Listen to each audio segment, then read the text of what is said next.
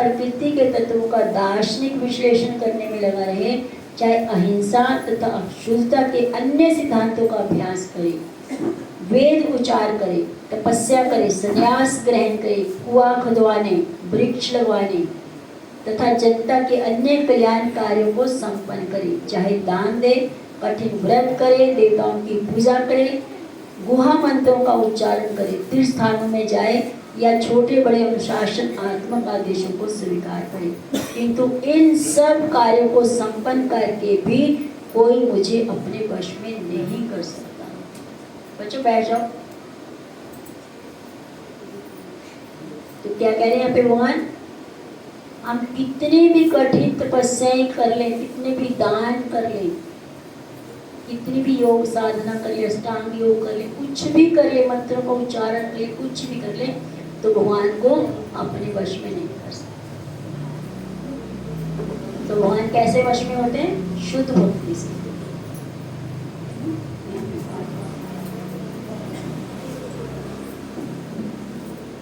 तो भगवद्गीता के 10वां अध्याय 9वां श्लोक, संगति क्या है?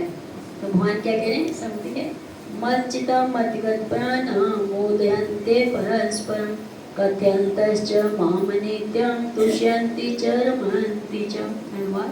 मेरे शुद्ध भक्तों के विचार मुझ में वास करते हैं, उनके जीवन मेरी सेवा में अर्पित रहते हैं और वे एक दूसरे को ज्ञान प्रदान करते तथा मेरे विषय में बातें करते हुए परम संतोष तथा आनंद का अनुभव करते।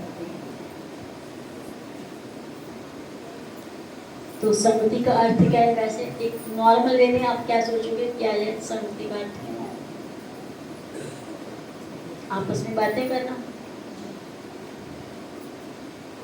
हाँ या ना? साथ में बैठना, साथ में खाना,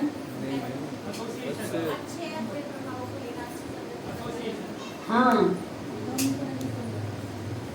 किसी की बातों के प्रभाव में आ जाना, वो है हम उसका संग कर रहे हैं। अच्छा है बुरा तो बाद में सोचेंगे क्या है ना। अगर आप यहाँ सुनने आई हो तो मेरी बातें आपको प्रभावित कर रही हैं, तब तो आप मेरा संग कर रहे हो। अगर मेरी बातें आपके दिमाग से ऊपर जा रही हैं, प्रभाव नहीं डाल रही मेरी बात, तो आप संग नहीं कर रहे, जस्ट बैठे हो।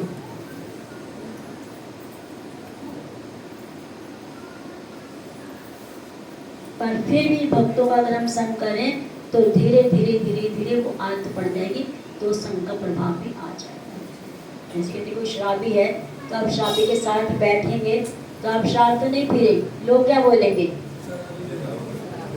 ये भी शराब पीता है। क्यों? शराबी के साथ बैठा है तो शराब पीता होगा, तब तो बैठा है, ये क्यों बैठेगा? वो पी नहीं रहा, पर धीरे धीरे जब रोज बैठे तो क्या होगा? पीने लग जाएगा। तो इसी तरह अभी हम क्या भक्तों के संग में बैठे हैं, पर अभी कोई संगति में नहीं है, बस बैठे हैं। पर जैसे जैसे आप आते जाओगे तो आप भी इन बातों के प्रभाव में आ जाओगे, जो भक्ति की बातें आपको बताई है ना, तो आपको आनंद मिलेगा। तो यहाँ पे भगवान ये कह रहे हैं कि मेरे शुद्ध भक्त के विचार मुझ में वास करते हैं। और जब दो भक्त आपस में बातें करते हैं, भगवान के बारे में बातें करते हैं, तो उनको बहुत आनंद मिलता है, आनंद का अनुभव करते हैं। तो हम तो सुख दुख की बात करते हैं, और जो आनंद शब्द है ये आध्यात्मिक है। तो भौतिक जगत में हमारे को कभी आनंद नहीं मिल सकता, दुख और सुख मिलता है। सुख भी नहीं मिलता, दुख से थोड़ा सा रिलैक्सेशन, थोड़ा सा राहत मिलती है तो हम कहते हम सुखी हैं, जबकि सुख नाम की कोई चीज़ नहीं। और भगवान की भक्ति में, भक्तों में और भगवान के धाम में आनंद ही आनंद है। तो ये श्लोक बता रहे हैं, चैतन्य चित्तमन से बता रहे हैं, मध्य लीला 22वां अध्याय 54 54वां श्लोक। साधु संग सर्वशास्त्र कहे, लव मात्र साधु संग सर्व सिद्धि है। तो आप इस शासन बोलेंगे, साधु संग सर्वशास्त्र कहे, लव मात्र साधु संग सर्व सिद्धि है। तो सारे शास्त्रों का निर्णय है कि शुद्ध भक्त के साथ क्षण भर की संगति से ही मनुष्य जीवन की सर्वोच्च सिद्धि यानी कि सफलता प्राप्त कर सकता है। लव मात्र कितना होता है? 14 माणसं, 14 माणसं। आम लोगों को तो नहीं पता, ये भगवान बता रहे हैं, है ना। भगवता में बता रहे हैं, भागते बता रहे हैं, हम तो 1 सेकंड से आगे पहुंच नहीं पाते। तो 1 सेकंड का कोई 14वां हिस्सा बोलता है, कोई 71 यानी 71वां हिस्सा बोलता है, कोई 11वां हिस्सा बोलता है। तो 1 सेकंड में हम कितने हिस्से कर सकते हैं? 1 बोला तो 1 सेकंड हो गया। तो उसके भी 11वें या 14वें हिस्से जितना भी हम अगर एक शुद्ध भक्त संग कर लेंगे तो हमारा जीवन सफल हो सकता है। कोई सोचे इतनी जल्दी कैसे सफल हो सकता है?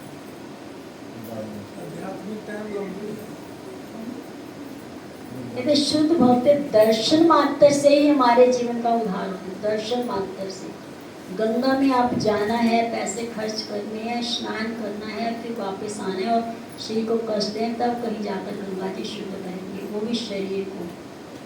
और अगर हम एक शुद्ध भक्त का दर्शन भी कर लें तो हमारे को अंदर और बाहर से वो पूरी तरह शुद्ध कर देगा। दर्शन में कुछ नहीं लग रहा आपका, ना कहीं जाने, ना कहीं आने, ना कोई खर्चा, ना कोई कष्ट।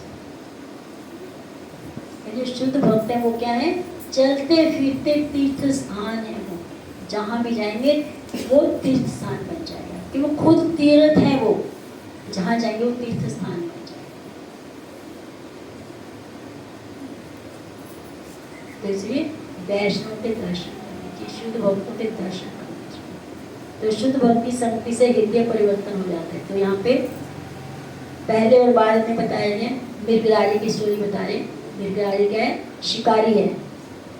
तो मृगराज क्या करता था? जानवरों को मारता था, मारता भी था, 10 तीर से उनको घायल करता था और तड़पा कर मारता था। तो पशुओं का वध करने से उनका वो अपने परिवार का पालन करता था। एक बार नारद मुनि और साथ में पर्वत मुनि, तो दोनों काश मार्ग से जाए। जब उन्होंने देखा, अरे ये क्या करने लगते, जानवरों को मारना पहली बात तो अच्छा है ही नहीं, दूसरी बात तो और भी बुरी है कि अधमरा करके छोड़ देता है।